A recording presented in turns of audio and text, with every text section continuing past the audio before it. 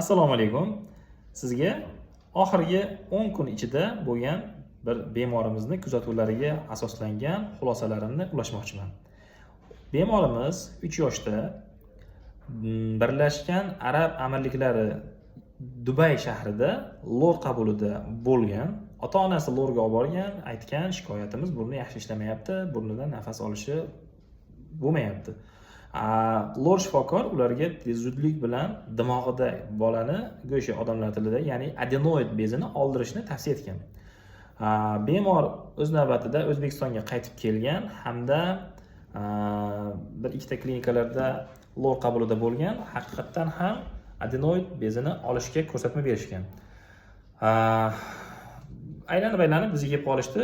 Ko'rdik bemorimizni haqiqatan ham dimoq sohasida, burun halqum sohasini to'sib turgan katta adenoid bezi bor. Lekin bemor shikoyatlarini eshitganimizda bu burun funksiyasi uzog'i 1 oy atroflarida o'z-o'zidan isitmadan keyin yopilib qolgan shikoyatini aytishyapti. Bemorda yuqori isitma burun ishlamaslik shikoyati bor edi. Ko'pincha virusli infeksiyalar qonda faollashgan vaqtda burun halqum bezi, ya'ni adenoid bezi shishib ketish kuzatiladi. Bu odatda o'tkir yallig'lanish protsess jarayonlariga bog'liq bo'ladi hamda burunni to'sib qo'yish kuzatilishi mumkin degan adabiyotlarda ko'rsatmalar bor. Shuning uchun bemorimizga avval davolab ko'rish taktikasini taklif qildik. Xudoga shukr,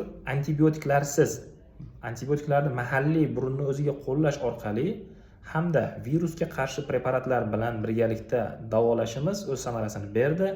10 kunda bolamizni dimog'ini to'sib turgan 3-darajadagi adenoid hajmi 1-2 darajalar oralig'iga kichraydi. Hamda burundan nafas olishi 70-80% ga tiklandi. Bemorning ota-onasi xursand. U kelib menga aytgan gapi, menga ta'sir qilgan gapi, sog'lom holatga borsang operatsiya qilaveramiz deyshar edi. Men shuni fikrim o'zgardi meni.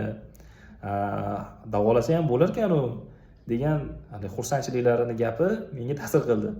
Hurmatli ota-onalar, hurmatli kuzatuvchilar, biz odatda hammani operatsiya qilamiz demaymiz. Qachonki ko'rsatmalar qat'iy, o'zgarmas hamda to'g'ridan to'g'ri ko'rsatma bo'layotgan bo'lsa, operatsiya uchun biz to'g'risini aytib qo'ya qolamiz. Senda operatsiya kerak. Yoki qachonki sizda qo'shimcha variantlar, davolashga variant bo'lishi bor. Aytaylik, qo'shimcha ozgina vaqtdan yutish uchun qandaydir bir variantlar bo'ladigan bo'lsa, bular bilan ham batafsilroq tushuntirishga harakat qilamiz. Kuningiz xayrli o'tsin, sog'lik bo'linglar, salomat bo'linglar.